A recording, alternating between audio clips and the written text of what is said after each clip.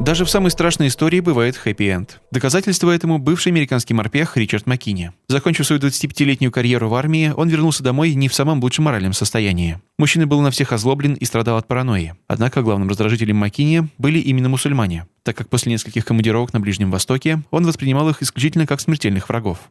Я был убежден, что эти люди убийцы. Я думал, что они затащат меня в подвал и приставят нож к горлу. В городе Манси я снова видел людей, которых считал врагами. Каждый раз при выходе из дома. Это моя страна, мой город. Все дошло до того, что мне захотелось причинить им вред.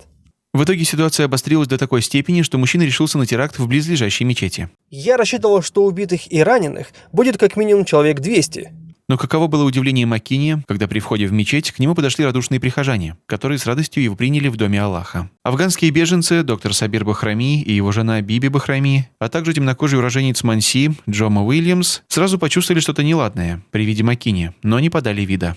Эти люди оказались простыми и приятными. Они были рады, что живут на свете, рады быть американцами, рады поговорить со мной. После такого теплого приема у Маккини сразу пропало желание устраивать теракт. Более того, он стал приходить в мечеть регулярно и спустя 2 месяца принял ислам. Конечно, после этого в жизни мужчины последовали и испытания. Жена Ричарда, узнав о его первоначальных намерениях разбомбить мечеть и о внезапном принятии ислама, развелась с ним. Но мужчина не отчаялся. Остался тверд в своем решении быть мусульманином и позже даже занял пост президента исламского центра Манси. Кроме того, ему был посвящен 30-минутный фильм Джошуа Сефтела «Незнакомец у ворот», в котором он рассказывал о своей нелегкой жизненной ситуации и счастливой развязке истории.